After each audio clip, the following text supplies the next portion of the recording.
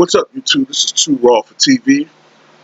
All right, so I want to give a big shout out to Kawhi Leonard of the Los Angeles Clippers, who last night in the Clippers' 122-117 victory over the Miami Heat recorded his first career triple-double. He had 33 points to go along with 10 rebounds and 10 assists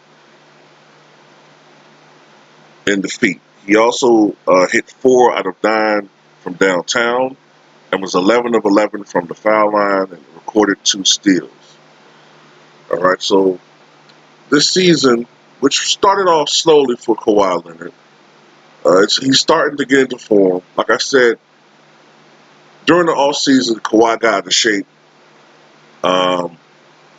basically because he was trying to rest his knee, which was giving him problems in the playoffs last year. And as a result of him resting his knee, he wasn't really active, and he put on a little weight. He was a little heavy starting the season, and the heaviness actually exacerbated his knee condition, which caused him to miss a couple of games that he wasn't scheduled to miss earlier on, which is when we had the little mini, controversy about why is Kawhi missing all these games. But he's getting into form now. He's getting into basketball shape, and over the last 7 contests, Kawhi Leonard has scored at least 30 points. And in those 7 games that he's played in, the Clippers are 6-7. But of course, Beaky Buzzard, a.k.a. Nick Wrong, a.k.a. Nick Wright, won't tell you that. He won't tell you that in the last 7 games that Kawhi's played in, they're 6-1. So there's that with Kawhi Leonard. This season so far, he's averaging a career-high 27.3 points per game. Last year, he averaged over 26 points per game for the Raptors. He's averaging a career-high 5.1 assists per game. This is a guy that, Colin Cowherd would tell you, oh, his career average is only 2 assists per game. Well, he's more than double that this year. The one area that he was a little weak in, his playmaking ability, okay, he's really worked on that part of his game. And this is his second double-digit assist game this season. But that's not really his game. I don't like how the NBA tries to make it seem like everybody has to all of a sudden be a point guard. You got to be a point center, a point forward, a point, point guard, a shooting guard. It also masquerades as a point guard. You got to be a combo everything. It helps to do that, but look, some guys are scorers. Some guys that's their primary role. Okay, that's their primary role, like a Kobe, like a Mike, although Mike could pass. Kawhi, if that's their role, that's what they do. Not everybody's going to be Nikola Jokic.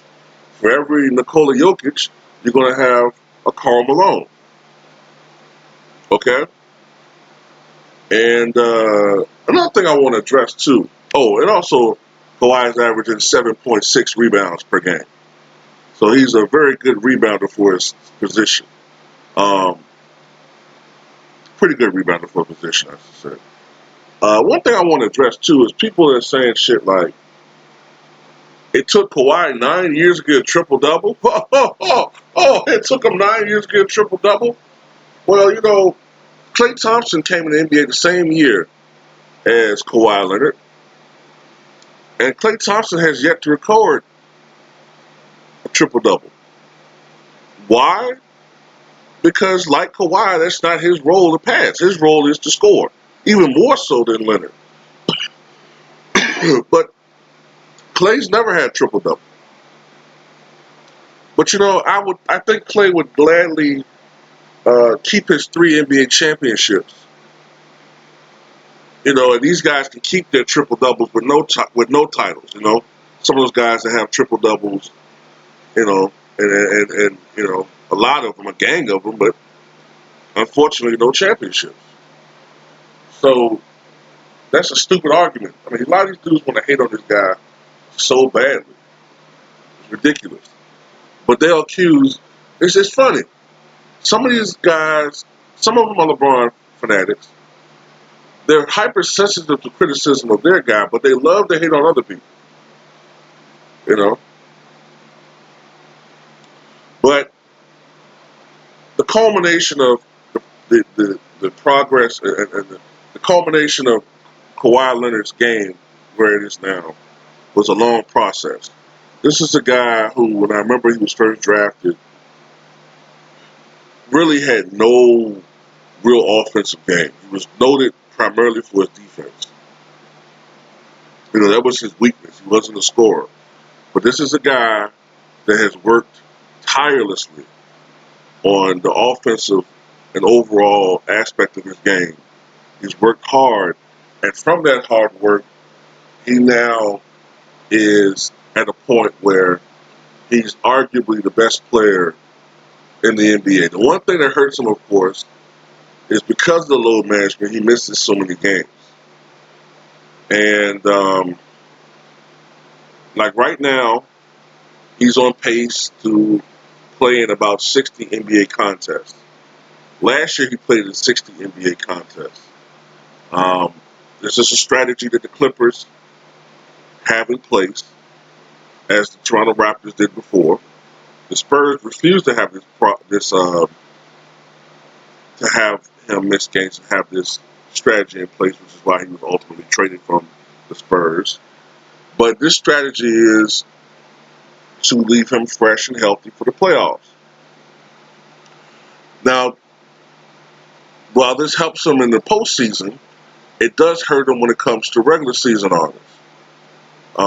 Generally speaking, most MVPs play in something at least around 70 games, preferably more or almost all of them. I mean, very few players play in all games nowadays, but uh, at least want a guy to play like in over 70 contests or so, uh, which is what might ultimately hurt Antonio Davis in any type of award situation because already he's starting to become fragile this season.